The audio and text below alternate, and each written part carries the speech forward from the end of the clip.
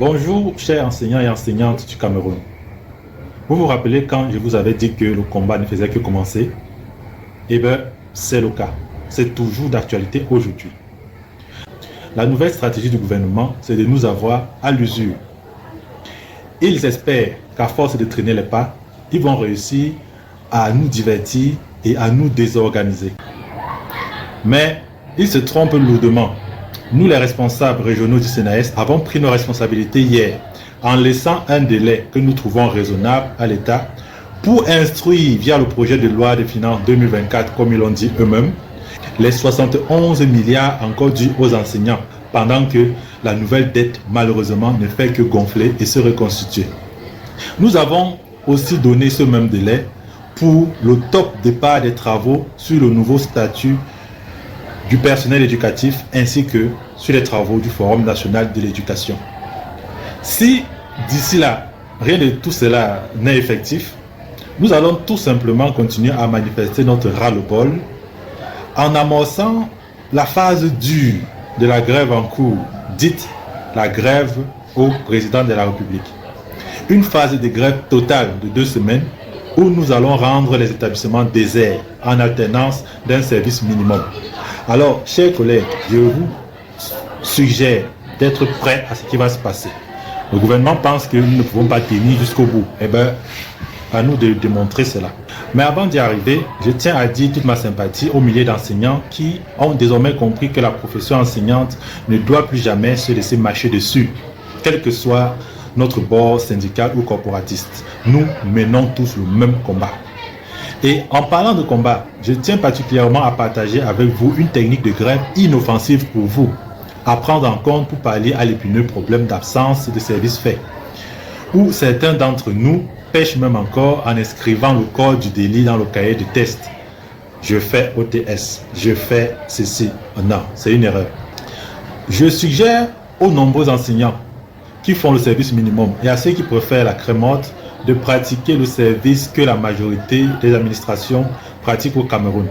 Tenez par exemple, quand un proviseur doit vous signer une présence effective, certains parmi les proviseurs, bien que vous n'ayez aucun dossier d'absence injustifiée ou de position irrégulière en cours, vous demandent de faire une demande, n'est-ce pas? Alors que la logique voudrait que si vous êtes en situation régulière, il n'y ait aucune raison de refuser de signer la présence effective. Vous devez avoir la présence effective quand vous la sollicitez.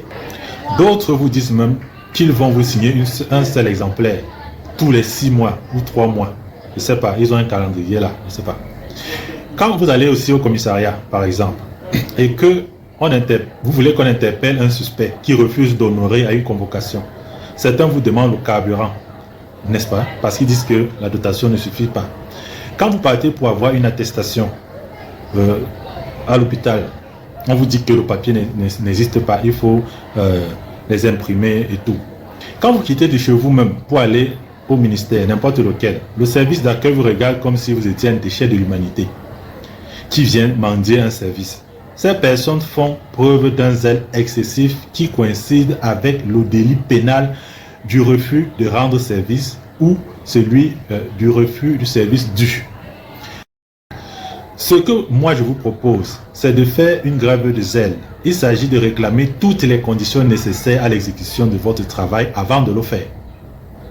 Par exemple, les élèves doivent avoir le matériel didactique, n'est-ce pas? Sinon pas le matériel didactique, comment vous faites? Mais prenons un autre cas plus concret. Vous devez faire un TP et il n'y a pas de labo dans votre lycée, ni de matériel disponible. Alors, qu'est-ce que vous devez faire? Est-ce que vous devez utiliser votre sang ou bien vos appareils pour le faire? Ou par exemple, est-ce que vous devez utiliser votre téléphone personnel pour le travail du lycée? On le fait souvent, mais c'est parce qu'on ne veut pas faire du zèle. Mais maintenant, quand vous faites le service minimum, mettez-y du zèle. C'est aussi simple que ça. Alors, vous pouvez simplement tout demander et attendre que cela arrive.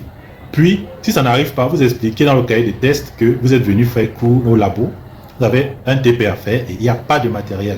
Or, vous avez déjà tout prévu pour le faire. Un autre exemple pour les milieux où il n'y a pas de lumière et autres. Programmer des leçons digitalisées. Le ministère vous a demandé de programmer 40% de vos leçons en mode digitalisé, n'est-ce pas? Alors, programmez-les. Surtout les services, les semaines du service minimum.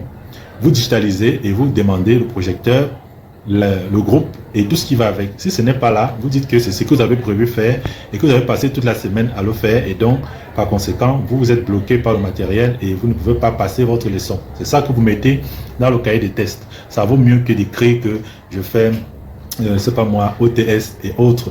Voilà. Attention, certains croiront que vous n'avez pas le droit de le faire parce que ce n'est pas à vous de définir tout le cadre du travail. Ils se trompent. Parce que dans l'article 37 de la loi de l'orientation de 1998, il est clairement stipulé que c'est l'enseignant qui est le garant de la qualité de l'éducation.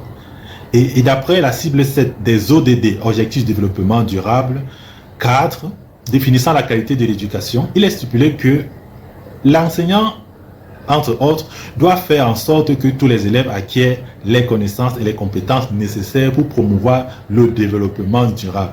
Alors, il faut veiller à ce que tout le matériel nécessaire et les infrastructures soient disponibles pour faire votre travail et arriver à ce résultat. Je crois bien. J'espère que vous êtes en train de comprendre ce que je suis en train de dire. La grève de zèle ressemble un peu à ce que les autres administrations font chaque jour, au quotidien. Mais la différence, c'est que nous ne serons pas corrompus. Nous travaillons juste si toutes les conditions sont réunies parce que nous sommes garants de la qualité de l'éducation au Cameroun. Voilà. Chers enseignants et enseignantes, nous n'allons pas faiblir. Le combat continue.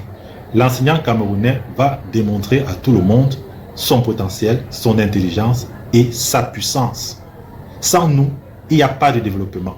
Et comme nous, enseignants patriotes, nous voulons le développement de ce pays, ils sont obligés, les gouvernants sont obligés de faire avec nous. Ils vont devoir redorer notre situation socio-professionnelle et je compte sur chacun d'entre vous. Le combat va être long. Quand ils vont s'asseoir pour faire le Forum national de l'éducation, s'ils se mettent à jouer ou à perdre le temps ou à faire dans le dilatoire, moi je vous demande de rester attentifs parce que cette fois-ci, nous n'allons pas nous laisser faire. Alors, je vous remercie de votre attention. Je suis Roland Assois et bien entendu, j'assume ce message. À bientôt pour une prochaine communication. Je vous remercie.